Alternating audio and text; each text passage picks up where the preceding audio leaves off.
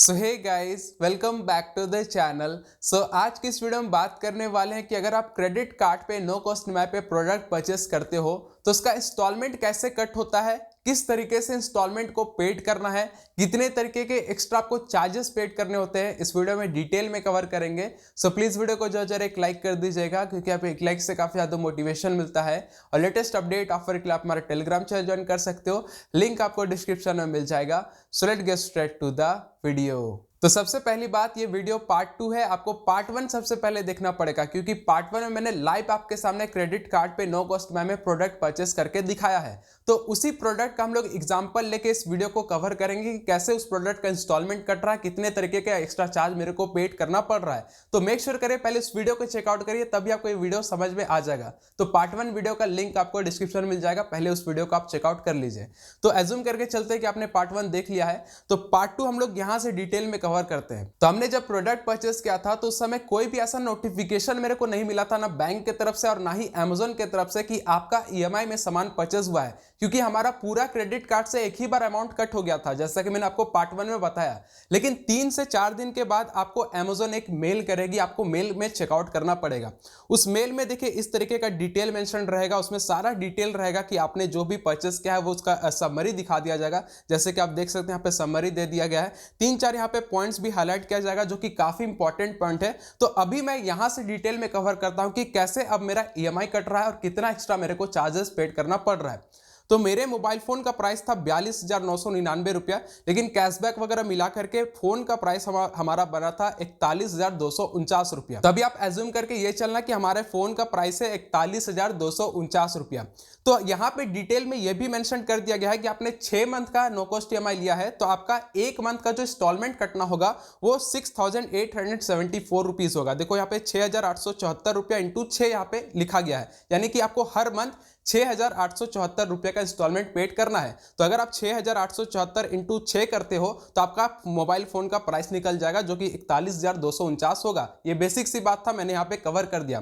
तो अभी आप दिमाग में बस इतना रखना कि आपको पर मंथ का 6,874 ही पेड करना है। अगर आप इससे 1 रुपया भी ज्यादा पेड कर रहे हो तो आपका नो कॉस्ट ईएमआई नहीं होगा, क्योंकि अगर 1 रुपया भी ज्यादा बढ़ेगा तो मोबाइल फोन का प्राइस बढ़ जाएगा। लेकिन यहाँ पे इतने ज्यादा यहाँ पे चार्जेस लग गए हैं, ये इंस्टॉलमेंट मेरा बन के नहीं आ रहा। मैं आपको लाइव यहाँ पे दिखाना चाहूंगा। जैसे मेरा पहला यहाँ पे इंस्टॉलमेंट कट हुआ है, मेरे को यहाँ पे मेल आया था, मैं आपको दिखाना चाहूंगा। फर्स्ट यहाँ पे इंस्टॉलमेंट का जो मेल है, आप यहाँ पे स्क्रीन के ऊपर मैं अच्छे से फ्लैश कर दे रहा हूँ। देखो यहाँ पे टोटल मेरा जो है यहाँ पे 4 तरीके का पैसा कटा है। यहाँ पे देख रहे हो, यहाँ पे 4 पैसा कटा गया है ईएमआई के नाम से। यहाँ पे सबसे पहला कट हुआ है 6,381 रुपया, जो कि इसका प्रिंसिपल अमाउंट है, और 493 रुपया जो कि इसका इंटरेस्ट अमाउंट है। ये तो कट नहीं होना है, चलो ठीक, ये दो तो कट हो गया। लेकिन यहाँ पे 199 रुपया भी कटा है और 35 रुपया भी अलग से कटा।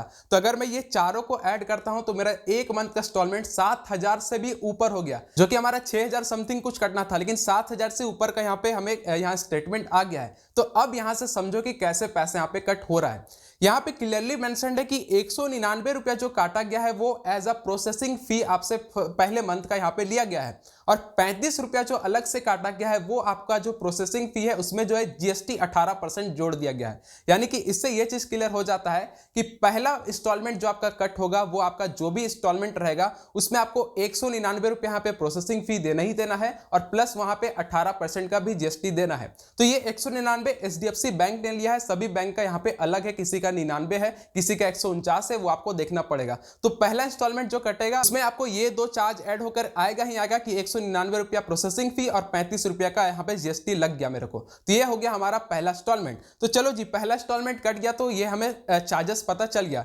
लेकिन अगला जो इंस्टॉलमेंट कटना चाहिए वो तो हमारा ये कटना चाहिए ना, 6,874 रुपया ही कटना चाहिए, यानी कि सेकंड मंथ का जो इंस्टॉलमेंट आएगा वो 6,874 ही होना चाहिए।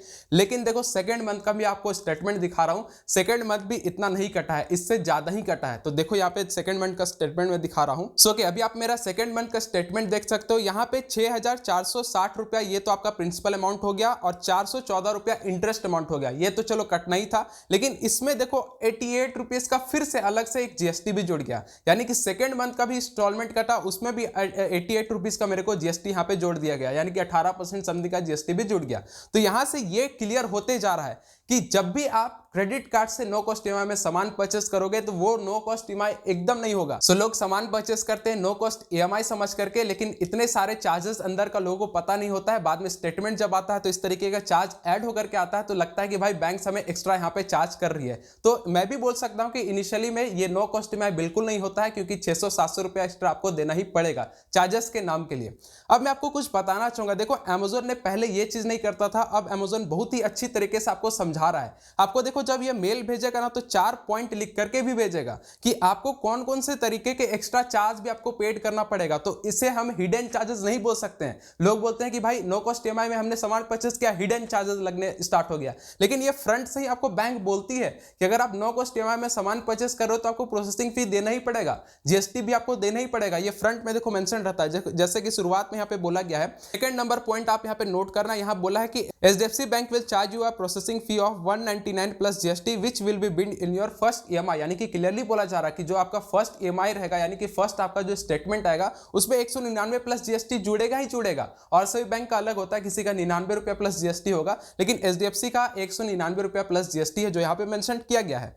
उसके बाद दूसरा पॉइंट ये भी मेंशन किया गया है कि your bank will be charge your total interest. ये मैंने पार्ट 1 में कवर किया, इसको फिर से रिपीट नहीं कर रहा हूं। इसमें एक चीज चौथा नंबर ये भी मेंशन्ड है, as per government guidelines 18% GST will be charge on interest amount which will be approx 314 रुपया समथिंग यहाँ पे बताया गया। यानी कि ये भी ये लोग क्लियर कर दे रहे हैं कि जो इंटरेस्ट जो लगेगा उस पर भी जीएसटी लगेगा। ठीक है, तो हर महीने का जो इंस्टॉलमेंट कट के आ रहा ना, तो उसमें जो इंटरेस्ट आपका लगता है उसमें जो है 18% का जीएसटी लग रहा है। तो यहाँ पे क्लियरली बोल भी रहा है कि आपको एक्स्ट्रा 314 रुपया और भी पेड करना पड़ेगा जीएसटी के नाम से। तो यहाँ पे सारा क्लियर होता है, यहाँ पे मेल पे ही सारा रहता है। अगर आप डिटेल में सारा देखोगे ना तो आपको सब समझ में भी आ जाएगा कि यहाँ पे कैसा कैसे यहाँ पे चार्ज लेना है। तो आप लोग मेक श्योर करिए मेल को भी चेकआउट किया करिए। तो यहाँ पे मैंने अगर कंक्लूजन के बारे में बात करूं, अगर आपको फिर भी समझ नहीं आया तो एकदम शॉर्ट एंड सिंपल आपको बताते हैं। अगर आप क्रेडिट कार्ड पे नो कॉस्ट ईएमआई में सामान परचेस करते हो तो जो पहला आपका इंस्टॉलमेंट कटेगा, उस इंस्टॉलमेंट में आपको बैंक जो 199 रुपया प्लस जीएसटी यहाँ पे चार्ज करेगी। फिर उसके बाद वो डिपेंड करेगा कौन सा बैंक है, एचडीएफसी 199 प्लस जीएसटी चार्ज करती है। उसके बाद फिर आपका जो दूसरा इंस्टॉलमेंट कटेगा उसमें जो आपका इंटरेस्ट रहेगा, जो भी इंटरेस्ट आपको लगता है उसमें आपको 18% का जीएसटी अलग से देना पड़ेगा, जो कि मेरा 88 रुपीज समथिंग यहाँ पे बन गया है। स्टेटमेंट में मैंने आपको यहाँ पे दिखा दिया।